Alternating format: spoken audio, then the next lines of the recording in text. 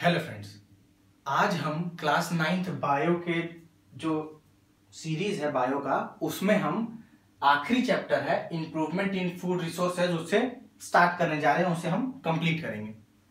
तो improvement in food resources, तो हमें पहले समझना पड़ेगा कि फूड रिसोर्सेज क्या है, तभी तो हम समझेंगे कि उसका इंप्रूवमेंट उसमें कैसे हो सकता है, उसका यील्ड या उसका प्रोडक्शन कैसे बढ़ा सकते हैं, कैसे उसका क्वालिटी क्वांटिटी दोनों हम बढ़ा सकते हैं जो कि ह्यूमन को फायदा पहुंचाए। तो फूड आप सभी जानते हैं, फूड मतलब खाना। फूड जो हम खाते हैं, ठीक है, substances that we eat, simple है, दैट वी ईट। अब हर सब्सटेंस जो हम खाते हैं वो नहीं, हम मेडिसिन भी लेते हैं, वो फूड में नहीं काउंट होता है। मेडिसिन लेंगे, स्टेरॉइड्स लेंगे, वो फूड में काउंट नहीं होता है। तो substances that we eat for nutrition,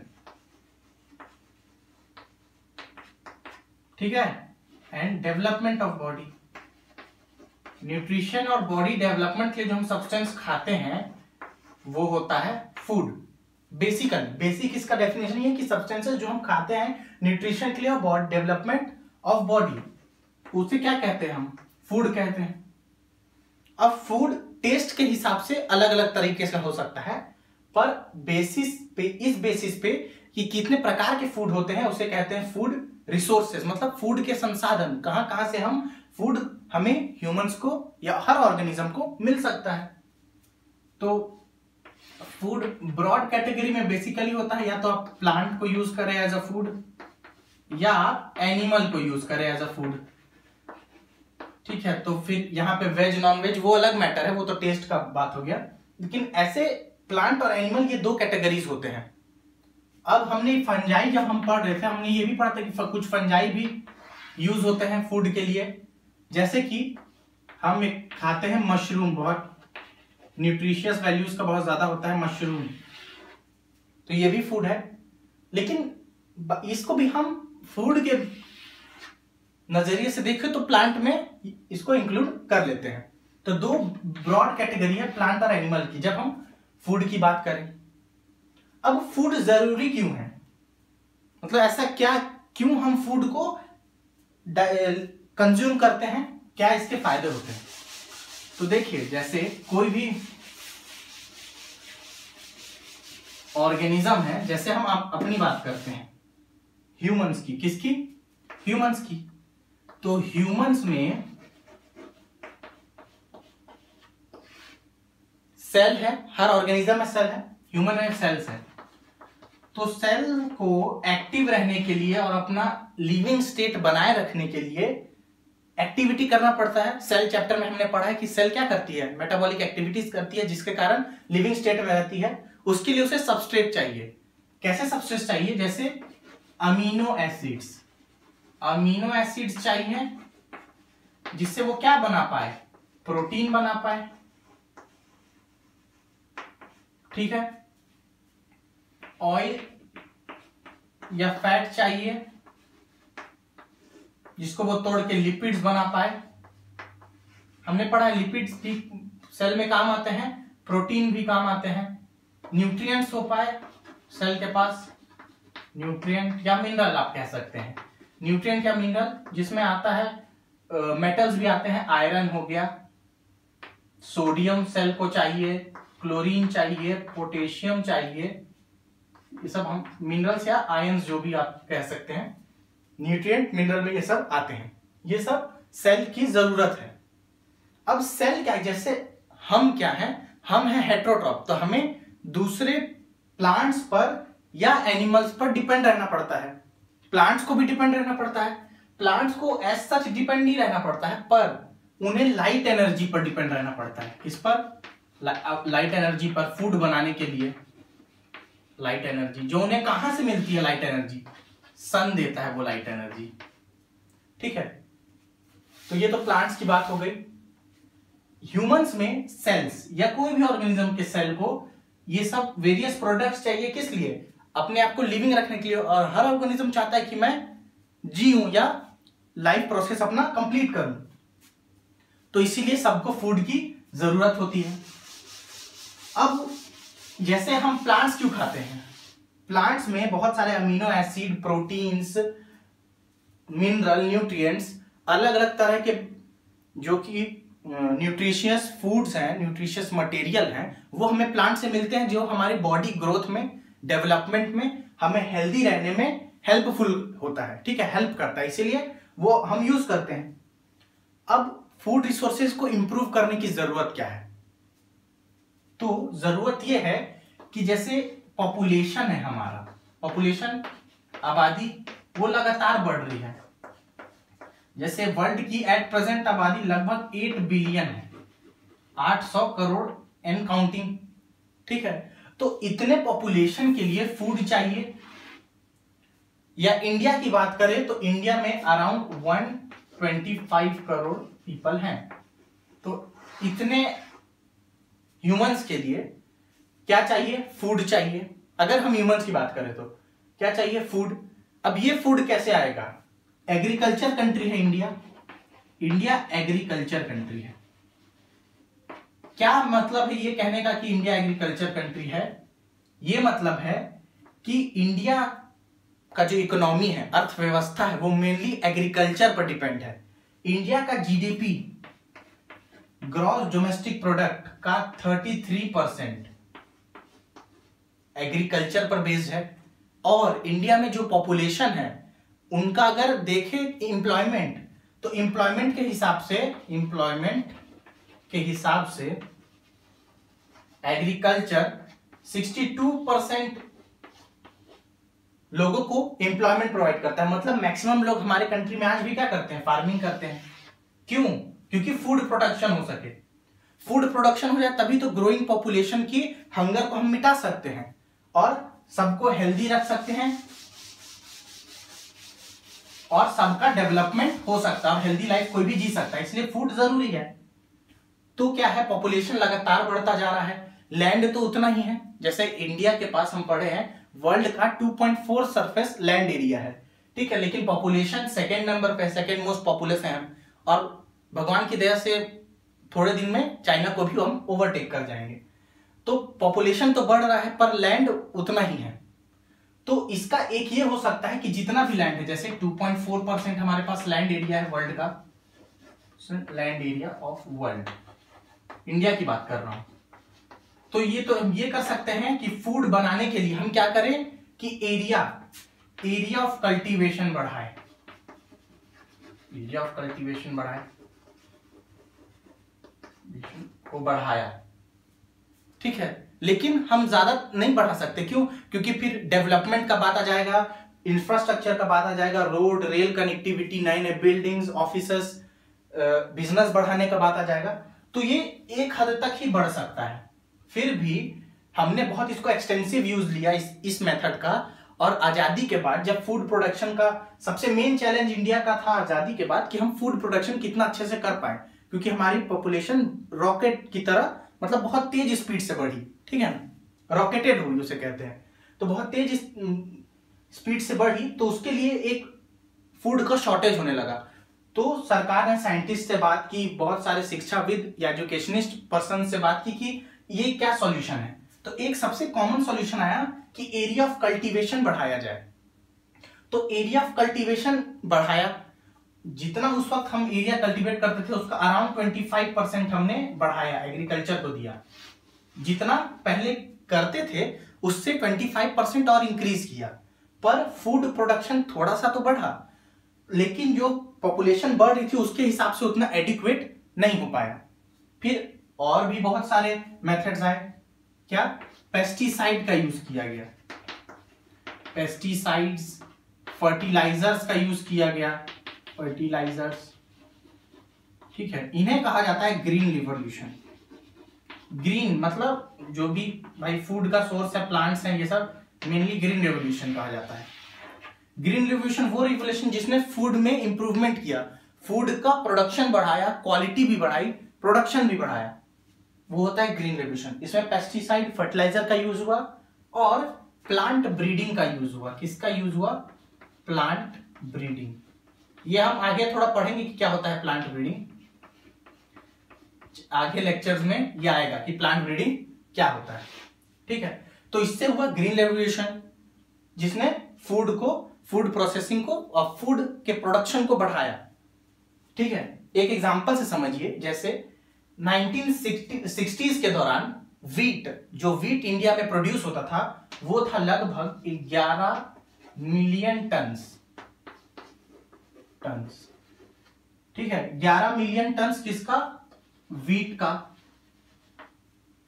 11 million turns wheat produce होता था कब? इन 1960s, मतलब 61, 64, 63 इस ईयर्स में। और वही जब 2000 आया, 2000, तो ग्रीन रेवोल्यूशन और भी टेक्निक्स, एरिया ऑफ कल्टीवेशन बढ़ाया, ग्रीन रेवोल्यूशन किया, नए नए वेराइटीज हमने यूज किए, तो उससे ये लगभग 75 मिलियन टन हो गया। Million ton. ये वीट की बात कर रहा हूं, in case of wheat. Rice के केस में हम प्रोड्यूस करते थे लगभग 35 मिलियन टन, और 2000 तक आते आते वो 89 मिलियन टन के अराउंड हो गया। तो ये किसका फायदा था? ग्रीन रेवोल्यूशन का, पेस्टिसाइड्स का, फर्टिलाइजर्स का। पर अब धीरे धीरे ये देखा गया कि ये पेस्टिसाइड फर्टिलाइजर्स क्या करते हैं, शुरुआत में थोड़ी देर के लिए तो सॉइल की फर्टिलिटी बढ़ाते हैं, हमने सॉइल पॉल्यूशन में पढ़ा है। सॉइल की फर्टिलिटी थोड़े टाइम के लिए, 2 या 3 ग्रोइंग सीजन्स के लिए बढ़ाएंगे और फिर उसके बाद उसे बंजर कर देंगे। तो फार्मर 2 या 3 ग्रोइंग सीजन्स तक ही उसका फायदा ले पाएगा। प्रोडक्शन तो बढ़ेगा, फिर थोड़े दिन बाद वो कोई यूज का लैंड जो है, उसका जमीन, वो कोई यूज की नहीं रह जाएगी। तो हमें यह भी देखना है कि सस्टेनेबल फार्मिंग हो, हम आसपास के हर चीज को साथ में लेकर चले। सस्टेनेबल डेवलपमेंट या सस्टेनेबल फार्मिंग वही है कि ना सॉइल को परेशानी हो, सॉइल को ना कोई प्रॉब्लम हो, ना आसपास के एनवायरनमेंट को प्रॉब्लम हो, डेवलपमेंट प्रोग्राम भी अच्छे से चल पाए और फूड प्रोडक्शन भी अच्छे से हो पाए। ठीक है, फूड प्रोडक्शन भी अच्छे से हो पाए, इसके लिए सस्टेनेबल फार्मिंग चाहिए। सस्टेनेबल फार्मिंग मतलब आप क्या करें, जैसे फार्मिंग के बहुत सारे तरीके हो सकते हैं। No cost production. No cost production मतलब आपको इनपुट में कोई ज्यादा इनपुट में कॉस्ट नहीं लग रहा है, तो ये एक हो गया नो कॉस्ट प्रोडक्शन। दूसरा होता है कि लो कॉस्ट प्रोडक्शन, एक हो गया नो, एक हो गया लो कॉस्ट प्रोडक्शन, और एक हो गया high cost production. High cost production, ठीक है, तो ये 3 है। नो कॉस्ट में आपको मिनिमम वैल्यू या नो वैल्यू, कोई पैसे की कोई रिक्वायरमेंट नहीं होती है। नो कॉस्ट प्रोडक्शन ये रेयर ही है, no cost production. Low cost production ये सबसे बढ़िया है, क्योंकि मैक्सिमम फार्मर हमारे देश में जो है उनके पास लैंड एरिया बहुत कम है। कुछ ही फार्मर्स हैं जो बड़े स्केल पर फार्मिंग करते हैं, जिसके पास एकर्स, 100 एकर्स ऑफ लैंड है, नहीं तो मैक्सिमम के पास हेक्टेयर्स में लैंड है, बहुत छोटा एरिया है लैंड का, तो वो लो कॉस्ट फार्मिंग कर सकते हैं, हाई कॉस्ट फार्मिंग नहीं कर सकते। हाई कॉस्ट फार्मिंग जो रिच फार्मर्स है उनके लिए है, या लैंडलॉर्ड्स के लिए। नो कॉस्ट प्रोडक्शन रेयर है, इसके लिए आपको शुरुआत में लो कॉस्ट करना पड़ता है, और मैनेजमेंट से फिर वो 1-2 साल बाद नो कॉस्ट प्रोडक्शन होता है। थोड़ा सा देखते हैं कि नो कॉस्ट प्रोडक्शन कैसे होता है। नो कॉस्ट प्रोडक्शन कैसे होता है? इंटीग्रेटेड फार्मिंग से। क्या शब्द यूज किया? इंटीग्रेटेड। इंटीग्रेटेड मतलब बहुत सारे प्रैक्टिसेस का जुड़ाव, इंटीग्रेटेड फार्मिंग। इंटीग्रेटेड फार्मिंग में क्या होता है कि आप कोई प्लांट क्रॉप भी यूज कर रहे हैं अपने लैंड पर, प्लांट के क्रॉप्स, ठीक है। आप डेयरी मिल्क प्रोडक्शन भी कर रहे हैं, डेयरी या मिल्क प्रोडक्शन भी आप कर रहे हैं, मिल्क प्रोडक्शन कर रहे हैं, ठीक है, मिल्क प्रोडक्शन हो गया। आप और लाइफ स्टॉक्स रखें, मिल्क या गाय का जो है वो भी लाइफ स्टॉक्स हैं, कैटल्स भी लाइफ स्टॉक्स में आते हैं। मैंने इसको, ये बहुत इंपॉर्टेंट एक एरिया है इसलिए इसे अलग लिखा है। लाइफ स्टॉक्स में जैसे फिश हो गए, पोल्ट्री फार्मिंग हो गई, ये हो गया, प्लांट क्रॉप्स हो गए, हनी बी कीपिंग आप कर सकते हैं, हनी बी कीपिंग। तो समझते हैं कि ये कैसे एक इंटीग्रेटेड फार्मिंग हो सकता है। जैसे कि स्टार्ट करते हैं डेयरी मिल्क प्रोडक्शन से। डेयरी मिल्क प्रोडक्शन से मिल्क हुआ, आप मिल्क प्रोडक्ट्स को फिर आगे बेच सकते हैं। इसमें से इसका एक वेस्ट निकलता है जो काउ डंग इसको कहते हैं, ठीक है। अब इसे भी प्रोसेस करने के बहुत सारे आगे तरीके हैं।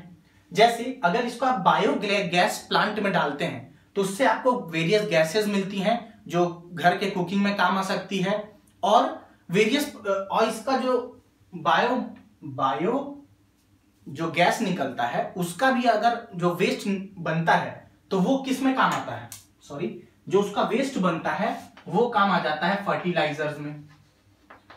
तो जो महंगे फर्टिलाइजर्स, केमिकल फर्टिलाइजर्स हमें खरीदने पड़ते हैं वो नहीं खरीदना पड़ता है इसमें इंटीग्रेटेड फार्मिंग में। जो ऐसे सिंपल फार्मिंग खरीदना पड़ जाए पर इंटीग्रेटेड फार्मिंग में जरूरत नहीं पड़ती है। क्यों?